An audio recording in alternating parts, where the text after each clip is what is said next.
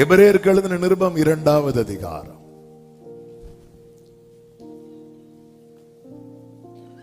எபிரேயர் 2வது அதிகாரம் அதனுடைய 9வது வசனத்தை வாசிக்க கேட்கலாம்.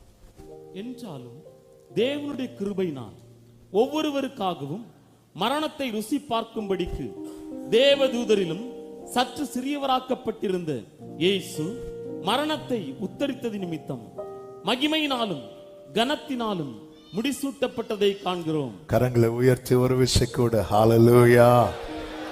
தேவனுடைய கிருபையினால் ஒவ்வொருவருக்காகவும் மரணத்தை ருசி பார்க்கும்படி ஒவ்வொருவருக்காகவும். ஹல்லேலூயா. இயேசு கிறிஸ்து சிலுவையிலே மரணத்தை ருசி பார்த்தது நம் எல்லாருக்காகவும் என்று அப்படி ஒரே லைன்ல சொல்லாம ஒவ்வொருவருக்காகவும். இந்த பூமியிலே பிறக்க போகிற அத்தனை மனுக்குலத்துக்கும் ஒரே ஒரு இரட்சகர் மட்டுமே உண்டு. அவர்தான் நம் ஆண்டவராகிய இயேசு கிறிஸ்து. ஹல்லேலூயா. கிருபையினால் நாம் ஜீவனை பெற்றோம். கிருபையினால் இயேசு மரணத்தை ருசி பார்த்தார். தேவனுடைய கிருபை.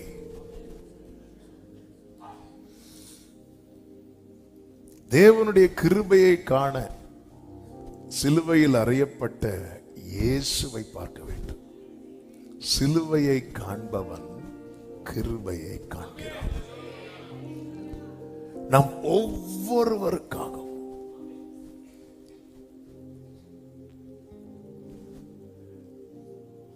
எனக்காக, அதாவது தங்கள் திராணிக்கு மேல ஒருத்தங்க நமக்கு ஒரு காரியம் செஞ்சாங்கன்னா அவர்களுக்கு நாம் மிகவும் நன்றி கடன் பட்டிருப்போம். அவங்கள நம்ம லைஃப்ல மறக்கவே மாட்டோம். அவர்களோடு உள்ள உறவு நமக்கு கண்டினியூ ஆயிட்டே இருக்கும். திராணிக்கு மிஞ்சி ஒருத்தங்க ஹெல்ப் பண்ணி இருக்கிறாங்கன்னா அவங்களுக்கு நாம நன்றி கடன் பட்டிருக்கிறோம். அவங்க செஞ்ச உதவியை நம்ம மறக்கவே மாட்டோம். அவர்களோடு நமக்கு அந்த உறவு தொடர்ந்துட்டே இருக்கும். எந்த ஒரு நல்லது கெட்டது காரியத்துக்கு அவங்கள்ட்ட நம்ம என்ன பண்ணுவோம்னா சொல்லுவோம். ஏன்னா அவங்க இயேசு நமக்கு செய்தது போல யாருக்குமே செய்ய முடியாது. இது மறுக்க முடியாத உண்மை. ஆனால் பல நேரத்தில் இயேசு சிலுவையில் மரித்தார் அப்படிங்கிற ஒரு செய்தி மட்டும்தான் நம்ம உள்வாங்குறோமே தவிர எனக்காக இயேசு, எனக்காகவே இயேசு, இதை நாம் பல நேரத்தில் உணர்கிறதில்லை, அறிகிறதில்லை, நாம் அதை உள்வாங்குகிறதில்லை. ஏசாயா 53 ஏசாயா அந்த காட்சியை தூரத்தில் இருந்து பார்க்கிறான். தீர்க்க தரிசனம் என்பது என்ன தெரியுமா? தூரத்தில் இருந்து பார்க்கிறது. ஒரு கப்பல் சமுத்திரத்தில் அங்கிருந்து வருதுன்னா கரையில நிக்கிறவங்களுக்கு தெரியாது. ஆனா இந்த மைக்ரோஸ்கோப் வைத்து, இந்த பைனாக்குலர் வைத்து பார்க்கறாங்க அப்படின்னா தெரியும். அதை வச்சு பார்க்கறவங்க சொல்லுவாங்க கப்பல் வருதுன்னு. அது இல்லாதவங்க சொல்லுவாங்க இவங்க சும்மா சொல்லிட்டு இருக்கிறாங்க அப்படின்னு. ஆண்டவருடைய ஞானம் என்பது அனந்த ஞானம். அவர் எல்லாவற்றையும் முன்னதாக காண்கிறவர். முன்னதாக காண்கிறதை தம்முடைய தாசர்களுக்கு வெளிப்படுத்துகிறார். அப்படி ஏசாயா பார்த்து சொல்லுகிறார். ஏசாயா 53வது அதிகாரம் அதனுடைய 4, 5, 6 வசனங்களை பார்க்கும்போது மெய்யாகவே அவர் நம்முடைய பாடுகளை ஏற்றுக்கொண்டு நம்முடைய துக்கங்களை சுமந்தார். நம்முடைய மீறுதல்களின் நிமித்தம் அவர் காயப்பட்டு நம்முடைய அக்கிரமங்களின் நிமித்தம் அவர் நொறுக்கப்பட்டார். நமக்கு சமாதானத்தை உண்டு பண்ணும் ஆக்கினை அவர் மேல் வந்தது. நம் எல்லாருடைய அக்கிரமத்தையும் அவர் மேல் விழப்பண்ணினார். நம்முடைய நம்முடைய நம்முடைய நம்முடைய நமக்கு. ஹல்லேலூயா. ஆமென். இயேசு சிலுவையிலே அறையப்பட்டது அவருக்காக அல்ல. என் மீறுதல்களுக்காய் இயேசு காயங்கள் பட்டார், என் அக்கிரமங்களுக்காய் அவர்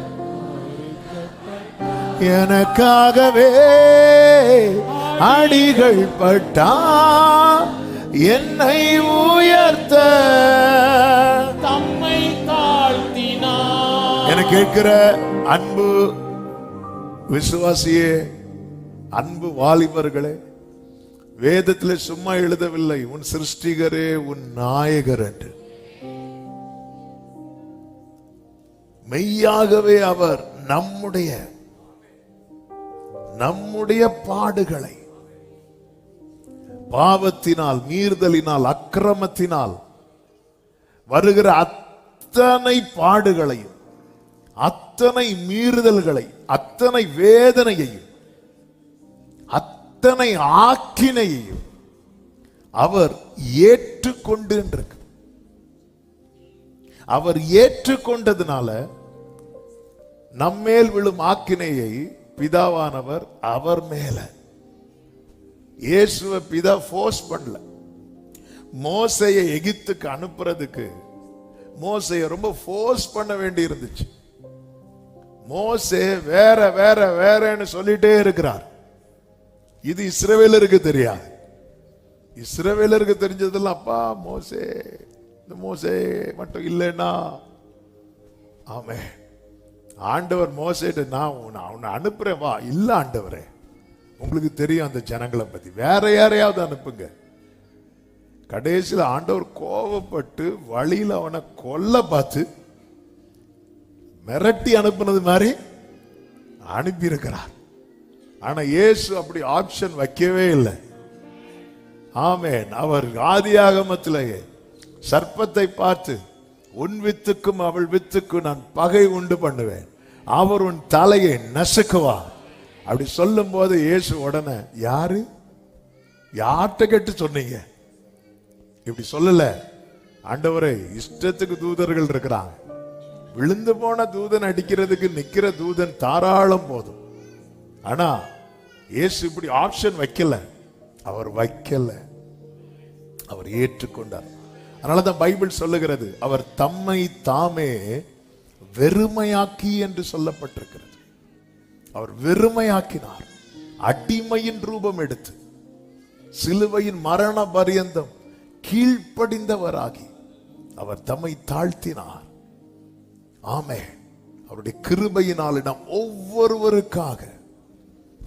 ஒவ்வொருவருக்காக மரணத்தை ருசி பார்த்தார் இருக்கு. அது என்னன்னு ஒண்ணு டேஸ்ட் பண்ணும். ஹல்லேலூயா. மனிதர்களை மரணம் விழுங்கும் போது ருசி பார்த்தார்னு அர்த்தம் என்ன? அவர் விழுங்கினார்னு அர்த்தம். ஆமை, நாம் ஆராதிக்கிற தேவன் யார் தெரியுமா? மரணத்தால் விழுங்கப்பட்டவர் அல்ல, அவர் மரணத்தை ஜெயமாய் விழுங்கினவர். நல்ல கைகளை சட்டி ஆமென் சொல்லுங்க பார்க்கலாம். மரணமுன் கூரெங்கே, பாதாளமுன் ஜெயமெங்கே? மரணமுன் கூரெங்கே, பாதாளமுன் ஜெயமெங்கே? சாவையும் நோயையும் பேயையும் ஜெயித்தார், சபையோரே துதி சாற்றிடுவோம். சாவையும் நோயையும் பேயையும் ஜெயித்தார், சபையோரே துதி சாற்றிடுவோம். அவே உயிர் தெழுந்தாரே, ஹல்லேலூயா. உயிருடன் எழுந்த சொந்தமானாரே, உயிருடன் எழுந்த சொந்தமானார். ஹalleluya. சிலர் பார்க்கறாங்க இந்த பாட்டு சண்டே தானே பாடணும். ஹalleluya. ஆமென்.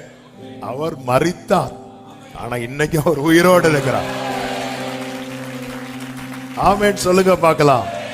நம் ஒவ்வொருவருக்காக எபிரேயர் 2வது அதிகாரத்தில் 6 முதல் நீங்கள் பார்க்கும்போது, ஒரு இடத்தில் ஒருவன் சாட்சியாக, மனுஷனை நீர் நினைக்கிறதற்கும் மனுஷகுமாரனை நீர் விசாரிக்கிறதற்கும் அவன் எம்மாத்திரம். கடந்த சில வாரங்களுக்கு முன்பதாக ஒரு ஊழியத்துக்கு போயிட்டு இருக்கும் போது இந்த வேத பகுதியை அப்படி மெடிடேட் பண்ணிட்டு இருக்கிறேன். இந்த வசனத்தை விட்டு ஆண்டவர் கண்ணை திருப்பவே விடல.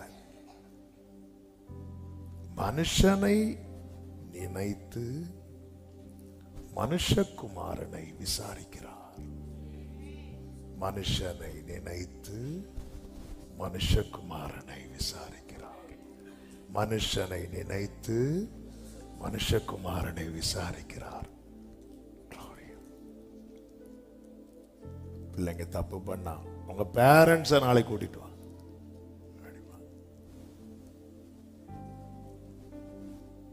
பெற்றோர் வந்து நிற்பாங்க, என்ன உங்க பையன் இப்படி பண்ணிட்டு இருக்கிறான், இப்படி பண்ணிட்டு இருக்கிறான், விசாரிப்பான். ஆமென். என்ன நினைத்து, அதனாலதான் நமக்கு சமாதானத்தை உண்டு பண்ணும் ஆக்கினை அவர் அதை ஏற்றுக்கொண்டார்.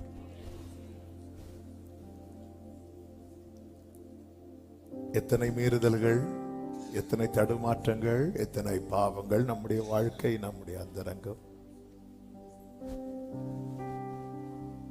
அந்தரங்கம் வெளிப்படும் வரை நாம் எல்லாரும் நீதிமான்களே, நாம் எல்லாரும் பரிசுத்தவான்களே.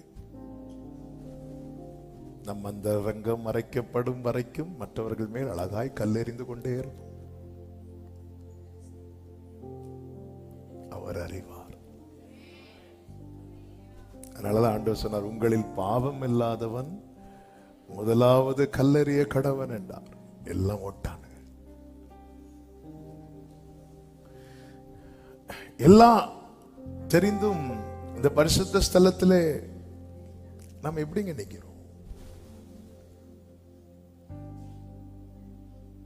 ஹல்லேலூயா.